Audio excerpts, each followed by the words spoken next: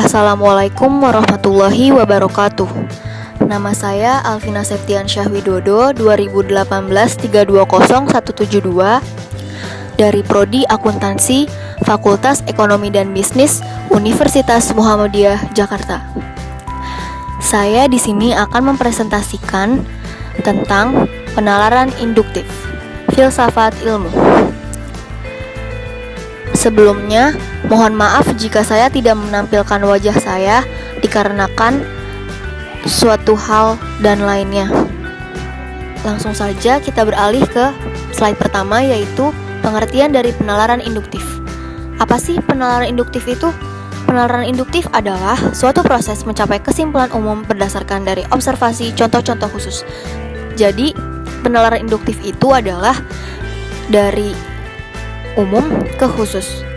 Induktif sendiri artinya argumen yang berdasarkan kesimpulannya, yang mengikuti premis-premis. Berikut adalah contoh dari penalaran induktif. Hari ini matahari terbit di timur. Besok matahari terbit di timur. Lusa matahari terbit di timur. 10 tahun lagi matahari terbit di timur. Kesimpulannya adalah matahari selalu terbit di timur. Berikutnya adalah berpikir induktif dalam kehidupan sehari-hari. Hari ini Siska tiba di kantor pada pukul 7.30 dan menemukan bahwa tidak ada lagi tempat parkir mobil untuknya. Keesokan harinya dia memutuskan untuk tiba di kantor pada pukul 7 tepat. Ternyata ia mendapatkan tempat parkir di dekat gedung kantornya. Kejadian ini berlangsung selama 3 hari. Hasil kesimpulan dari dua contoh sebelumnya tidak berlaku mutlak untuk setiap orang. Artinya, kesimpulan hanya berlaku lokal.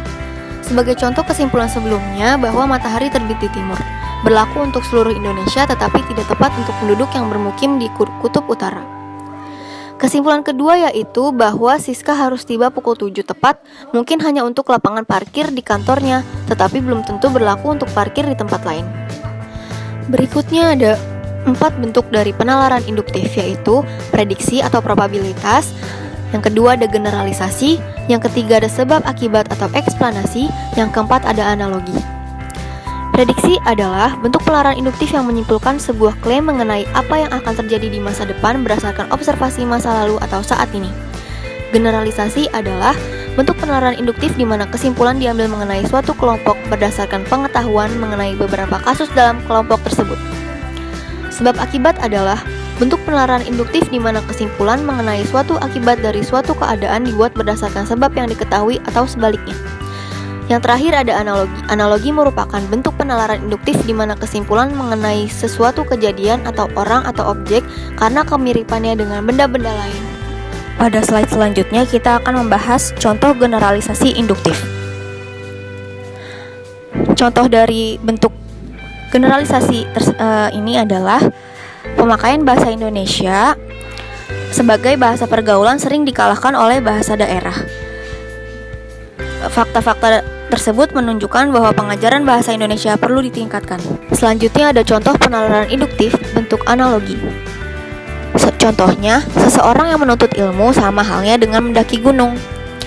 Keduanya sama-sama memiliki rintangan yang sama untuk mencapai puncaknya.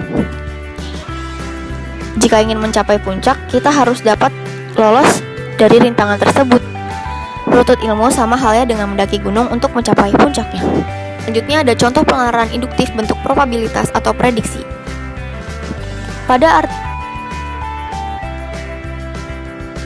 Berikutnya ada contoh penalaran induktif bentuk sebab akibat atau eksplanasi.